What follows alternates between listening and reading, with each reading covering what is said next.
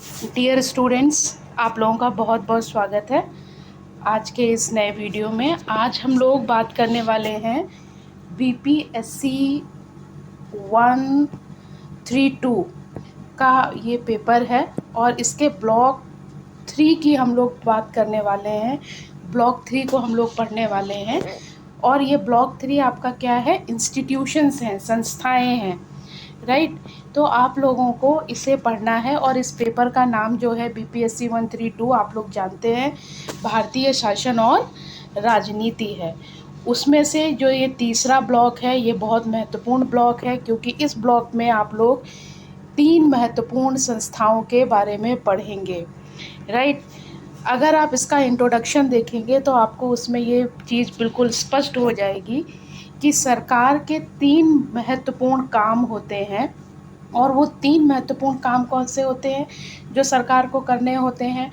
कानून को बनाने का काम उसका होता है सरकार का, कानून को लागू करने का काम सरकार का होता है, और कानून के अनुरूप ही शासन चले, देश के अंदर कामकाज चले, ये सब कुछ देखने का काम, ये 3 महत्वपूर्ण काम जो हैं वो सरकार के होते हैं, राइट। अगर आप आधुनिक लोकतंत्र को देखेंगे, जो मॉडर्न डेमोक्रेसी होती है आज की डेट में, उसमें सरकार के ये जो 3 कार्य हैं ये 3 अलग अलग संस्थाएं करती हैं, जिनको हम कहते हैं लेजिस्लेचर यानी कि विधायिका, एग्जीक्यूटिव यानी कि कार्यपालिका, और तीसरी होती है जिसे हम कहते हैं जुडिशरी यानी कि न्यायपालिका। अगर आप देखेंगे तो लेजिस्लेचर जो है वो काम क्या करती है, कानून को बनाने का काम करती है।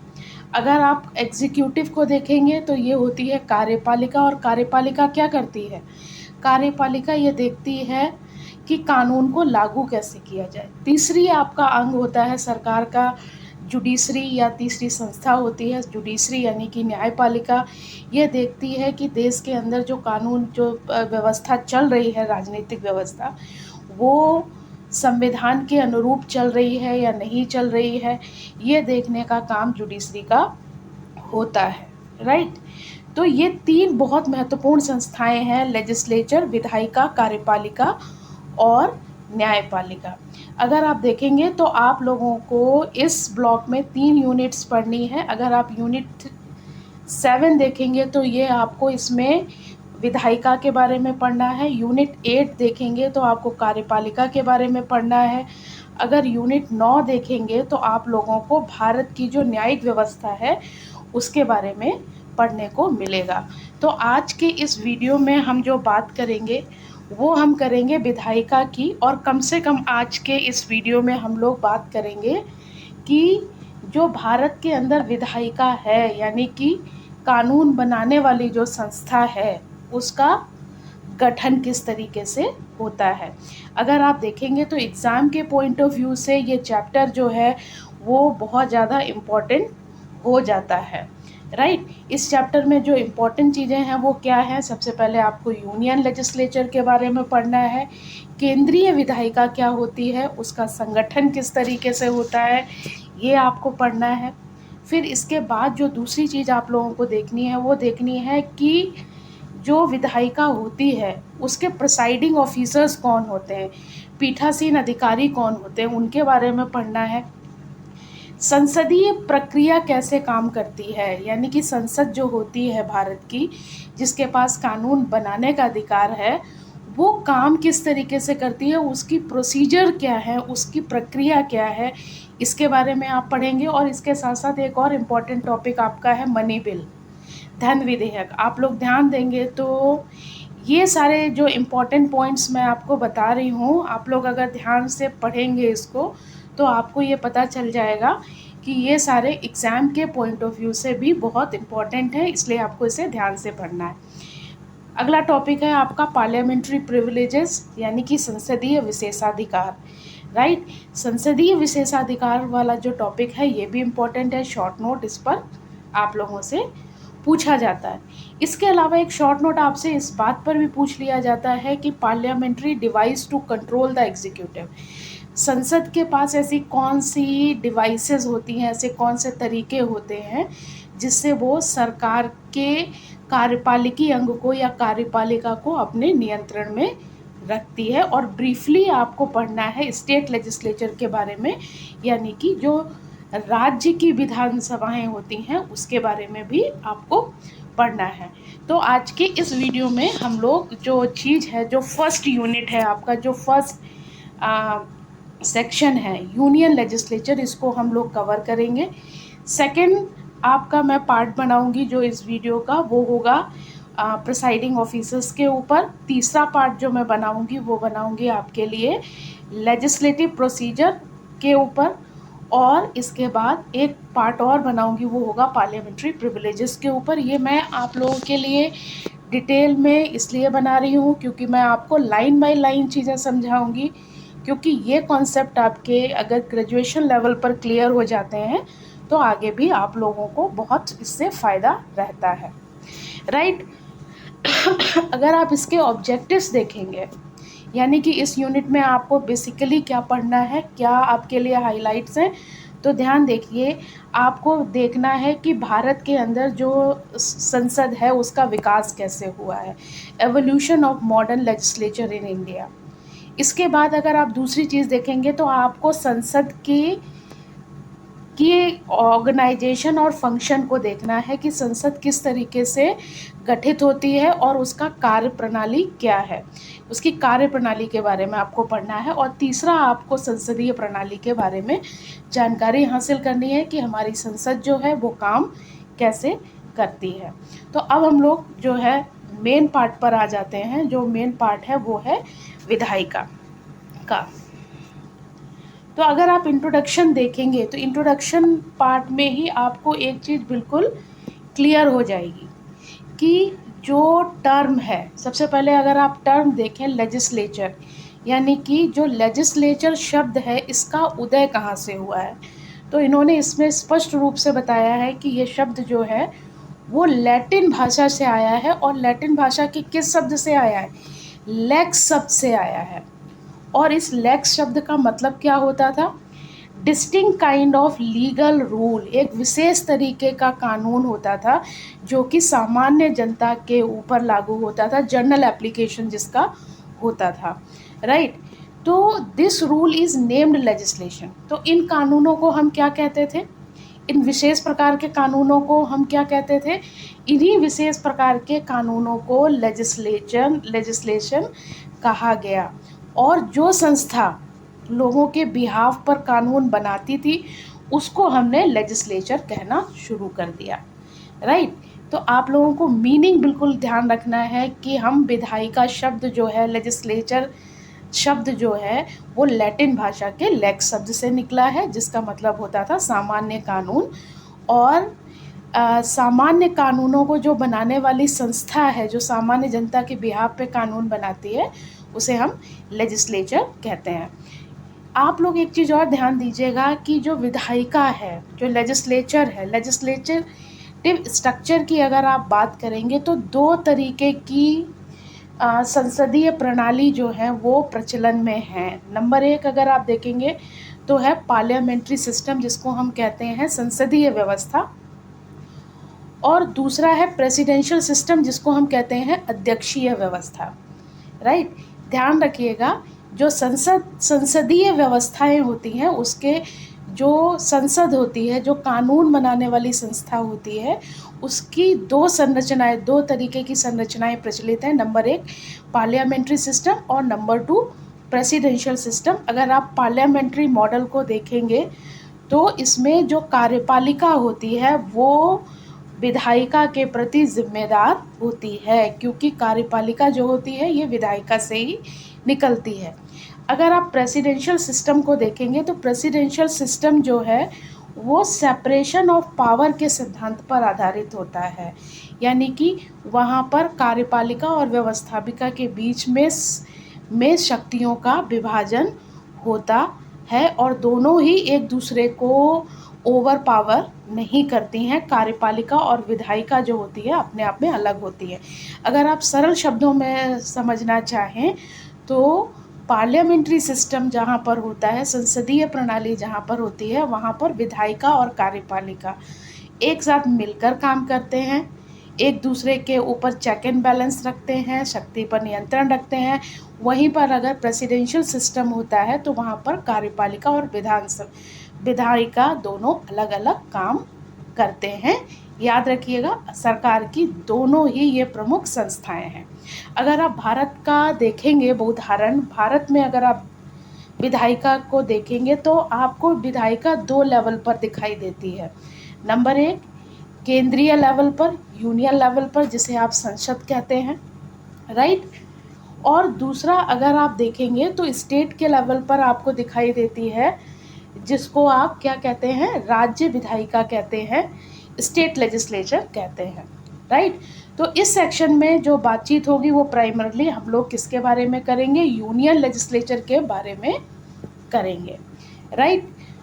तो आप लोगों को एक तो अर्थ पता चल गया। अब इसके बाद आप देखना है आपको यूनियन लेजिस्लेचर वाला जो आपका पॉइंट है, इसमें इम्पॉर्टेंट क्या है, आपको समझना क्या है, ये चीज़ आप समझ लीजिए।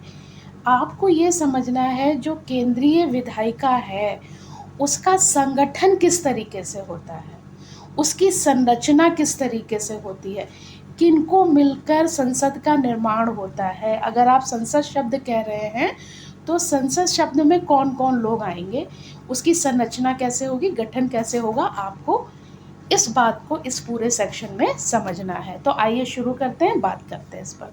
अगर आप देखेंगे तो भारत के संविधान का आर्टिकल है 79।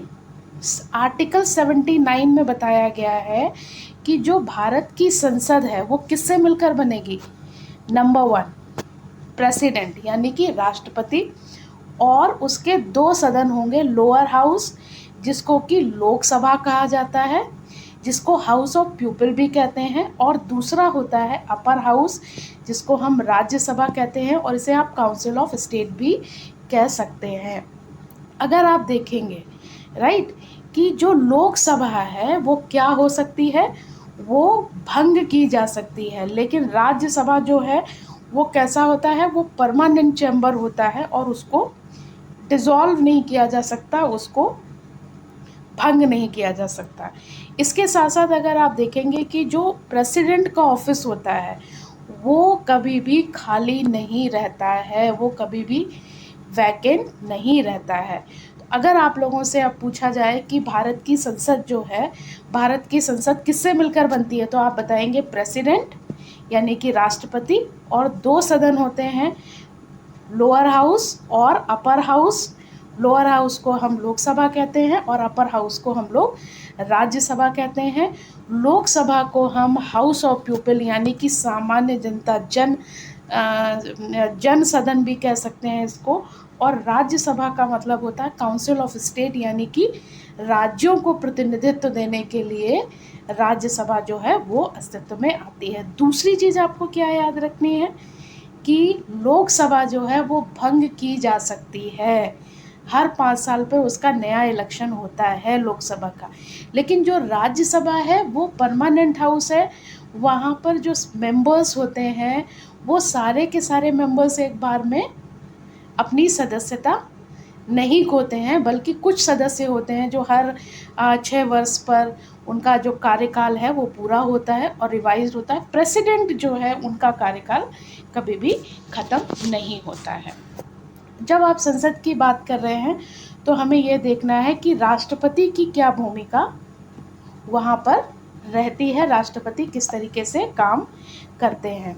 अगर यहाँ पर अगर आप देखेंगे तो यहाँ पे एक तुलना आपको देखने को मिलेगी कि अगर अमेरिकन प्रेसिडेंट की अगर आप बात करेंगे तो जो अमेरिका के राष्ट्रपति हैं वो लेजिस्लेचर का, विधायिका का हिस्सा नहीं होते हैं।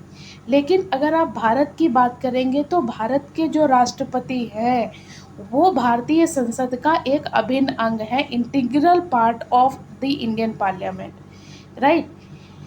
लेकिन यहाँ पर अगर आप ध्यान देंगे तो क्या है कि he can not sit and participate in the deliberation in any of the 2 house.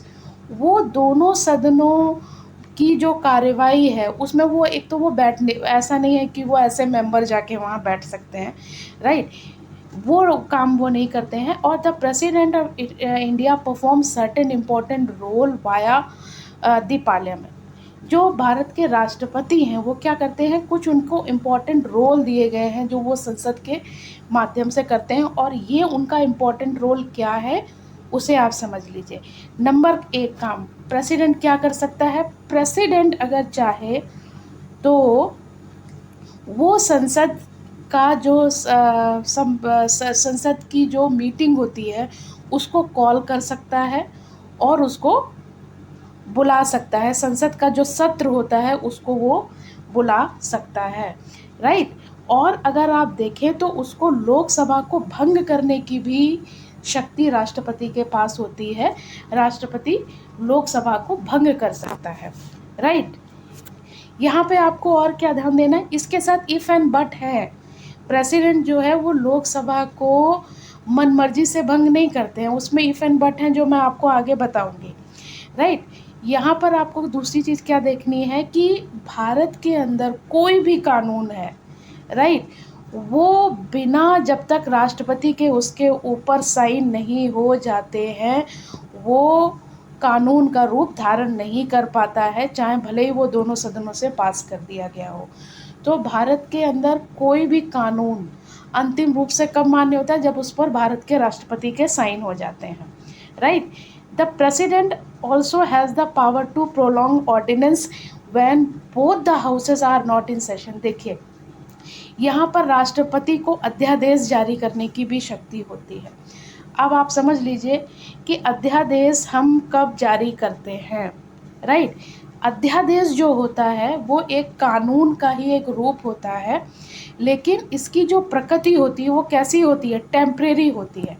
मान लिया कि देश के अंदर कोई ऐसी इमरजेंसी आ गई, ऐसी कोई समस्या पैदा हो गई जिस पर कानून उस समय नहीं है और कानून बनाने की ज़रूरत है, और संसद के जो दोनों सदन हैं वो उस समय सेशन में नहीं है, ऐसे में राष्ट्रपति क्या है वो अध्यादेश ला सकते हैं, लेकिन ये नेचर में कैसा होगा, टेम्परेरी होगा, राइट। लेकिन इसकी जो वैल्यू है वो बिल्कुल दोनों सदनों के द्वारा जो कानून बनाया जाता है उसके बराबर ही होगी, संसद के द्वारा जो बनाई जाती है वो उसके अनुसार ही होगी, राइट। तो आपने देख लिया ना कि राष्ट्रपति की क्या क्या शक्तियाँ जो हैं, संसदीय शक्तियाँ क्या क्या हो सकती हैं, जैसे वो संसद का सत्र बुला सकते हैं, उसको इसके बाद वो लोकसभा को भंग कर सकते हैं, कोई भी कानून जो है उनकी सहमति के बिना अंतिम रूप ग्रहण नहीं कर सकता, अध्यादेश लाने की शक्ति भी राष्ट्रपति के पास होती है,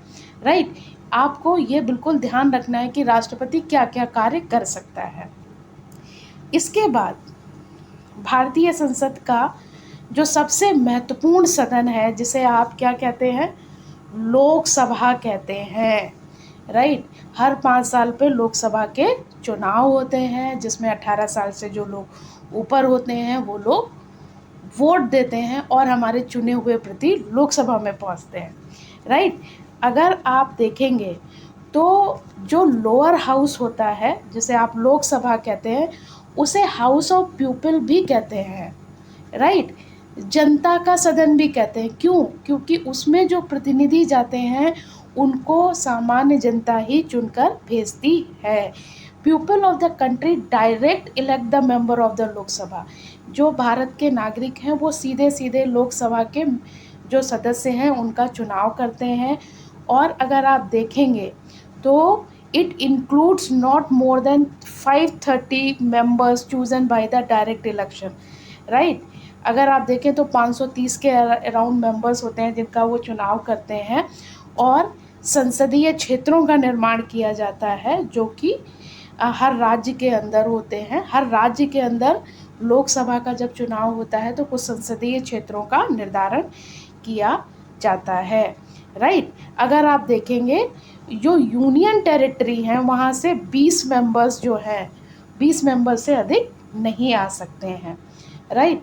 इसके बाद आपको एक चीज़ और बहुत इंटरेस्टिंग ध्यान रखनी है कि जो भारत के हमारे राष्ट्रपति होते हैं वो 2 सदस्यों को एंग्लो इंडियन जो कम्युनिटी होती है उससे वो नॉमिनेट कर सकते हैं संसद के अंदर, राइट। उनको, और वो एंग्लो इंडियन कम्युनिटी के 2 लोगों को क्यों नॉमिनेट करते हैं, उसके पीछे की जो मंशा होती है वो ये होती है कि उनको एडिक्वेट रिप्रेजेंटेशन जो है वो लोकसभा में ना मिला हो, उनको लोकसभा के अंदर उचित प्रतिनिधित्व हासिल ना हुआ हो। तो ये पॉइंट जो है वो आपको ध्यान रखने। इसके बाद आप अगर देखेंगे तो the distribution of the seats among the state is based on the principle of territorial representation, right. Lok Sabha में प्रत्येक राज्य को कितनी सीटें मिलेंगी, इसका निर्धारण किस सिद्धांत के आधार पर होता है? टेरिटोरियल रिप्रेजेंटेशन के आधार पर होता है, राइट। इसका क्या मतलब होता है कि state is allotted seat on the basis of its population in proportion to the total proportion of the state. यहाँ पर राज्य को, प्रत्येक राज्य को कितनी सीटें मिलती हैं? उनकी पॉपुलेशन के हिसाब से। राज्य की जितनी भी पॉपुलेशन होती है, राइट, उसके आधार पर आपको मिलता है, प्रोपोर्शन में मिलता है, लेकिन right, in proportion to the total population of the state. राज्य की जितनी जनसंख्या होती है उसके अनुपात में ही उसको लोकसभा के अंदर सीटें मिलती हैं, राइट। और इसके अंदर अगर आप देखेंगे इलेक्शंस जब होते हैं तो हर जो स्टेट होता है उसमें संसदीय क्षेत्र जो हैं वो बनाए जाते हैं, राइट। अगर आप देखेंगे तो मोर और लेस जो ये संसदीय क्षेत्र बनाए जाते हैं, इनका आकार जो होता है लगभग सेम साइज का होता है पॉपुलेशन के हिसाब से, राइट। अगर आप देखें कि अगर कोई व्यक्ति लोकसभा का मेंबर बनना चाहता है तो उसके लिए उसको क्वालिफ़िकेशन क्या क्या चाहिए। अगर कल की डेट में आप लोकसभा का इलेक्शन लड़ना चाहें तो आपके पास क्या क्या विशेषताएं होनी चाहिए, क्या क्या आपके पास क्वालिफ़िकेशंस होनी चाहिए, उसके बारे में बात की गई है। वो कहते हैं कि अगर आपको लोकसभा का चुनाव लड़ना है, राइट, तो आप देखेंगे कि the member of the Lok Sabha elected on the basis of adult franchise, यानी कि लोकसभा का जब इलेक्शन होता है तो 18 साल से ऊपर के लोग जो हैं वो उसमें वोट देने के लिए अधिकृत होते हैं। आप सभी लोग जानते हैं कि लोकसभा का जब चुनाव होता है तो 18 साल से ऊपर के जो लोग होते हैं उनको वोटिंग राइट दिया जाता है। और इन इलेक्शंस में हम क्या करते हैं, जिस कैंडिडेट को सबसे ज़्यादा वोट मिल जाते हैं लार्जर नंबर में, उसको इलेक्टेड घोषित कर दिया जाता है। अगर आप देखेंगे तो लोकसभा का जो मेंबर्स बनते हैं, जो चुन के जाते हैं, उनका कार्यकाल कितना निश्चित है? 5 साल का निश्चित है। लेकिन अगर संसद समय से पहले भंग हो जाती है तो ये कार्यकाल घट जाता है। इसके बाद अगर आप देखेंगे कि अगर कोई भी व्यक्ति जो है वो लोकसभा का मेंबर बनना चाहता है तो उसके लिए पहली शर्त क्या है कि वो भारत का नागरिक होना चाहिए। आप लोगों से ये सवाल पूछा जा सकता है शॉर्ट नोट में एग्ज़ाम में कि भारत का लोकसभा का मेंबर बनने के लिए आपके पास कौन सी विशेषताएं होनी चाहिए। तो पहली विशेषता, आप भारत के नागरिक हो, आपने 25 साल की उम्र पूरी कर ली हो, राइट। इसके अलावा कानून के द्वारा जो जो विशेषताएं निर्धारित की गई हैं वो आपके पास होनी चाहिए, राइट। अगर आप देखें तो एक candidate is free to contest from any parliamentary constituency of any state in India. कोई भी व्यक्ति जो है, कैंडिडेट जो है, वो भारत के अंदर किसी भी संसदीय क्षेत्र से चुनाव लड़ सकता है, राइट। अगर आप देखेंगे तो the constitution has let qualification for the member of let down certain disqualification for the member of parliament। देखिए, भारत का लोकसभा का मेंबर बनने के लिए तो आपको कुछ विशेषताएं चाहिए ही। भारत के संविधान ने क्या किया, भारत के संविधान ने कुछ डिस्क्वालिफिकेशन भी बताई हुई है कि अगर आप के पास वो डिस्क्वालिफिकेशन है आपके अंदर तो आप मेंबर ऑफ पार्लियामेंट नहीं बन सकते। और वो क्या है कि a person can not be a member of both house of the parliament. आप एक साथ संसद के दोनों सदनों के मेंबर नहीं हो सकते। आप ये कहें, कोई भी व्यक्ति ये कहे कि वो लोकसभा का भी मेंबर होगा, राज्यसभा का भी मेंबर होगा, तो ऐसा नहीं हो सकता। एक कैंडिडेट में कंटेस्ट फ्रॉम सेवरल सीट, एक कैंडिडेट अगर चाहे तो वो एक साथ कई सीट से इलेक्शन लड़ सकता है। आप लोग कई बार देखते होंगे कि बहुत सारे नेता होते हैं जो कई संसदीय क्षेत्र से चुनाव लड़ते हैं, राइट। लेकिन संविधान के अनुसार क्या है कि he she can have only one seat according to his her own choice. वो लोकसभा के कितने भी संसदीय क्षेत्र से चुनाव लड़ सकते हैं, लेकिन वो एक ही सीट अपने पास रख सकते हैं, बाकी सीट उनको छोड़नी पड़ती है, राइट। अगर एक और सूरत बनती है, अगर कोई पर्सन है जो वो राज्य विधानसभा का चुनाव भी लड़ता है और संसद का भी चुनाव लड़ता है, राइट, और दोनों जगह से जीत जाता है, तो ऐसे केस में व्यक्ति को क्या करना पड़ेगा, राज्य विधानसभा से उसको एक निश्चित समय के अंदर अंदर क्या करना पड़ेगा, रिज़ाइन करना पड़ेगा। और अगर वो ऐसा नहीं करता है, वो रिज़ाइन नहीं करता है, तो उस केस में जो उसकी पार्लियामेंट की सीट है वो वैकेंट कर मान ली जाएगी, यानी कि वो खाली मान ली जाएगी। तो यहाँ पर अगर कोई व्यक्ति राज्य विधानसभा का भी मेंबर है और पार्लियामेंट का इलेक्शन भी वो जीत जाता है, तो उसे एक निश्चित समय के अंदर राज्य विधायिका की सीट को खाली करना पड़ेगा, राइट।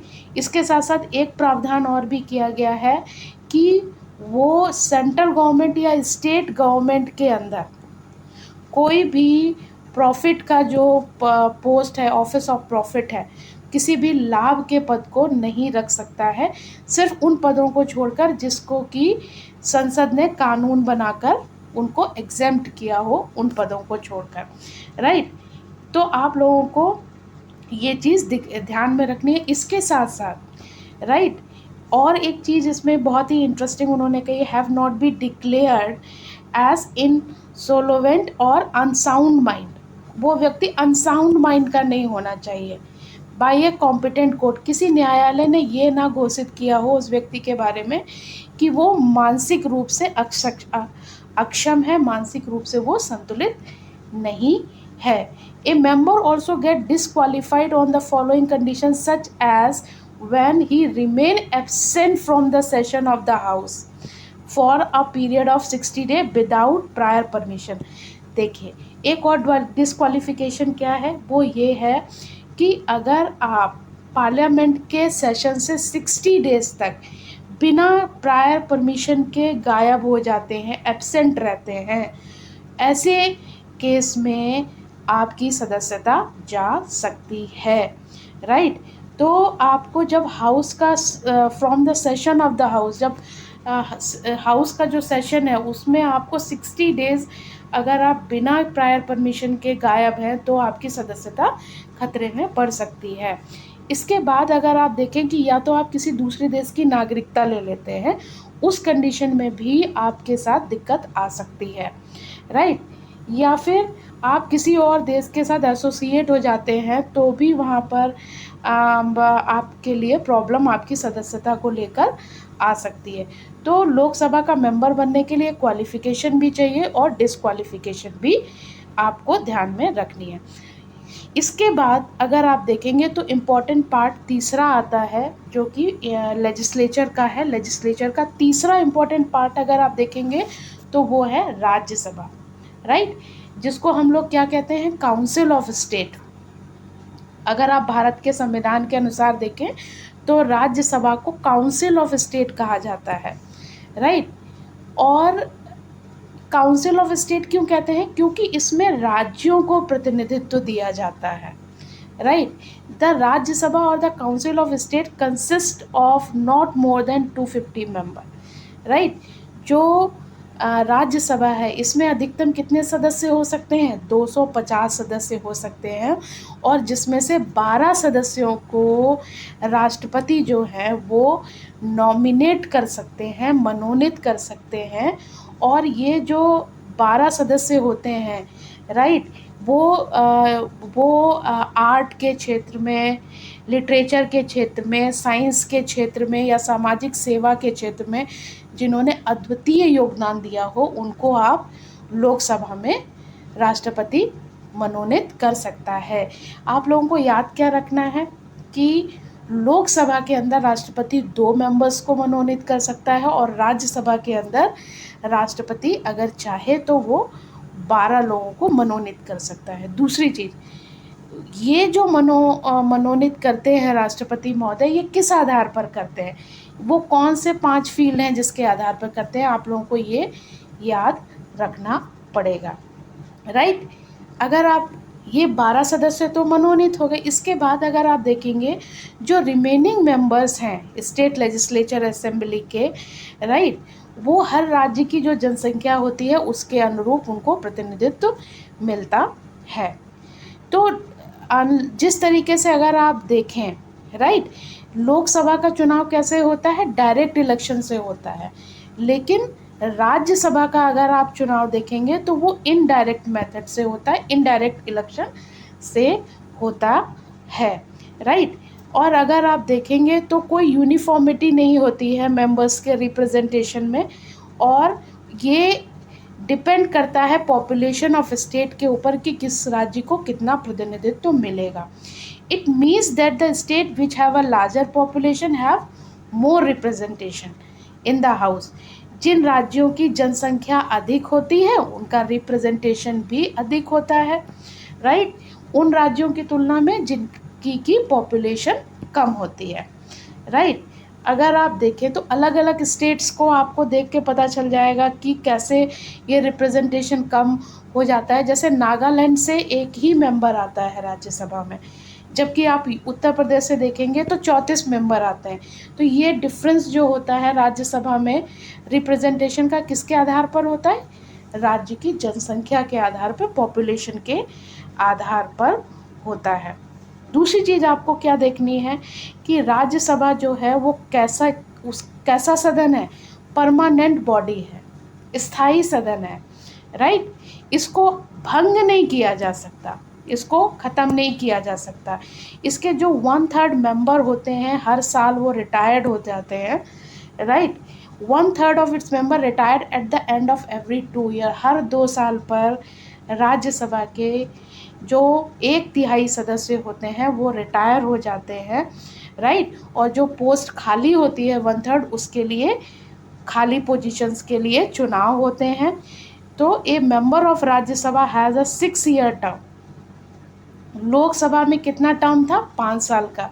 राज्यसभा में अगर आप देखेंगे तो कितने साल का टर्म होता है, 6 साल का होता है।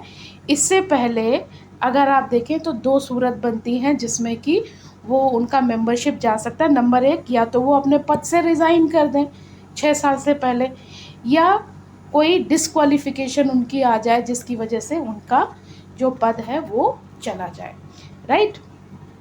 इसके बाद अगर आप देखेंगे तो राज्यसभा जो हमारी होती है उसको कुछ स्पेशल पावर होते हैं। आप लोग ध्यान दीजिएगा, आपके असाइनमेंट में भी ये सवाल पूछा गया है कि राज्यसभा को क्या स्पेशल पावर दी गई है, राज्यसभा के पास क्या स्पेशल पावर होती है, राइट। तो आप लोगों को ध्यान रखना है, पॉइंट वाइज बना के रख लीजिएगा अपने पास, क्योंकि ये चीज़ एग्ज़ाम में भी आप लोगों से पूछी जा सकती है, राइट। तो यहाँ पर पहली चीज़ जो आप देखेंगे कि it has every right to seek information on all matters which are exclusively in the domain of Lok Sabha. पहली इनकी शक्ति क्या होती है कि ये लोकसभा से वो सारी जानकारियाँ मंगा सकते हैं जो कि लोकसभा के पास उपलब्ध हों, right. It has no power to pass a vote of confidence in the council of ministers. इनके पास क्या शक्ति नहीं होती है कि ये नो कॉन्फिडेंस मोशन जो है किसी केंद्रीय मंत्री के खिलाफ नहीं दे सकते हैं।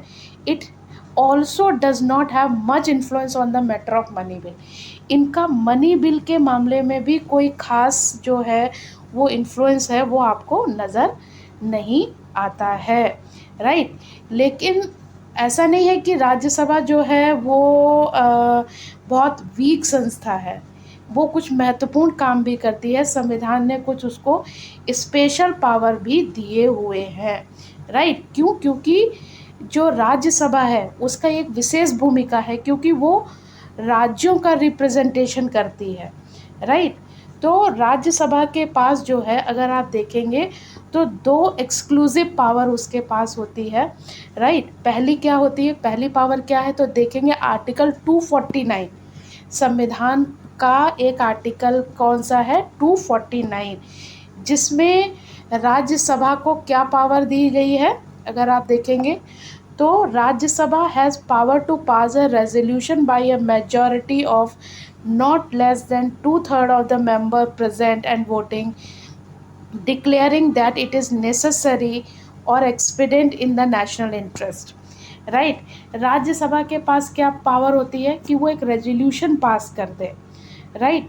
2/3 जो प्रेजेंट मेंबर हैं और वोटिंग जिन्होंने की है वो मेजॉरिटी से अगर ये कर दें कि ये मसला जो है वो नेसेसरी है और नेशनल इंटरेस्ट का इस पर बात होनी चाहिए, राइट, तो वो इन चीज़ों पर रेजोल्यूशन लेकर आ सकते हैं, पहली चीज़। दूसरी बात, रेजोल्यूशन का मतलब होता है प्रस्ताव, right.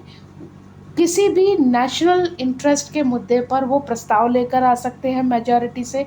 The matter in such resolution should belong to the state list, लेकिन वो जो रेजोल्यूशन जो प्रस्ताव लेकर आएंगे, राइट, उसे किस में होना चाहिए, स्टेट लिस्ट में होना चाहिए। आप लोगों को मैं बता दूं कि संविधान के द्वारा केंद्र सरकार और राज्य सरकार के बीच में शक्तियों का बंटवारा किया गया है और 3 सूचियां जो हैं वो प्रमुख रूप से हमें देखने को मिलती हैं, यूनियन लिस्ट यानी कि संघ सूची, राज्य सूची और समवर्ती सूची।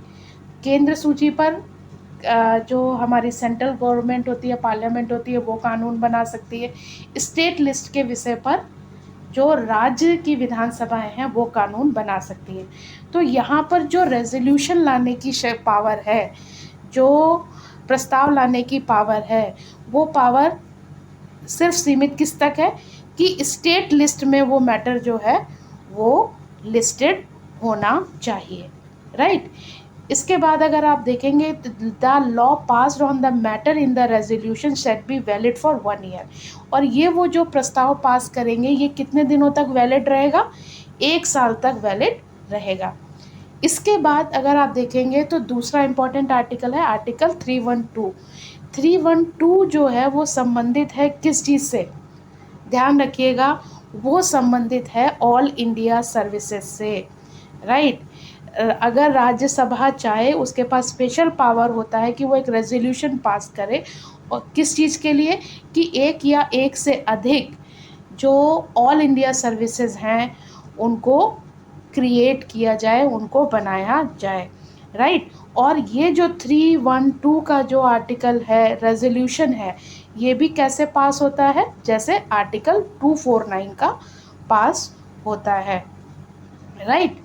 तो इसमें आप लोगों को क्या ध्यान रखना है, अंडर द आर्टिकल 312 ऑल्सो और the resolution should be pass by the 2/3 of the member present, जैसे कि जो आर्टिकल 312 है और आर्टिकल 249 है, दोनों ही एक ही तरीके से पास किए जाते हैं। तो अगर आप देखेंगे तो these special power make the Rajya Sabha an important component of the Indian legislature rather than just being an ornamental body। तो आप लोगों को ध्यान रखना है कि ये जो स्पेशल पावर है, राइट, स्पेशल पावर क्या, जो आर्टिकल 249 में और आर्टिकल 312 में दिए गए हैं, ये राज्यसभा के स्पेशल पावर हैं। इनको आप लोग अलग से नोट डाउन करके रख लीजिएगा।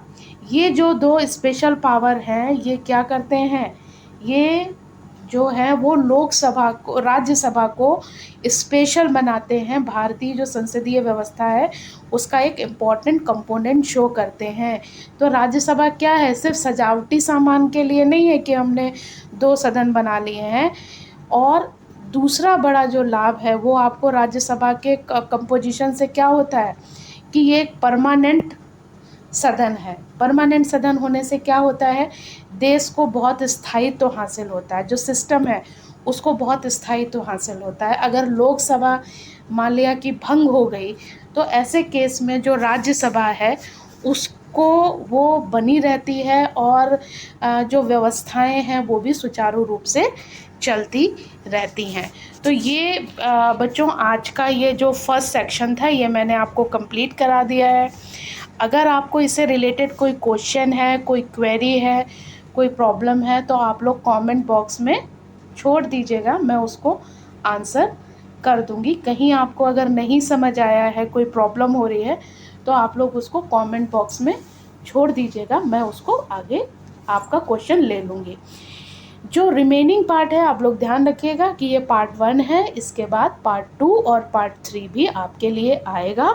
और जो मैं नेक्स्ट आपका जो वीडियो डालूँगी वो डालूँगी प्रिसाइडिंग ऑफिसर्स के ऊपर, बहुत ही इम्पोर्टेंट है, तो इसे आप लोग जाकर पढ़ लीजिएगा। पूरा वीडियो कई बार देखिए, ध्यान से पढ़िए इसको, एक एक लाइन आप लोगों को एक्सप्लेन यहाँ पर की गई है।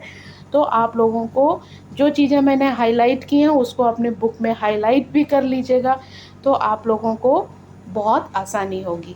तो आज का लेक्चर यहीं पर फिनिश करते हैं। Thank you. हो सकता है आप लोगों को लेक्चर अच्छा लगा हो। अगर अच्छा लगा है, आपको मेरा पढ़ाने का तरीका अच्छा लगा है, तो आप लोग इसको कमेंट बॉक्स में ज़रूर लिखिएगा। सब्सक्राइब कर लीजिएगा चैनल को, ताकि आप लोगों को समय से सारी जानकारियाँ उपलब्ध हो सकें। Thank you so much. मिलते हैं अगले लेक्चर में।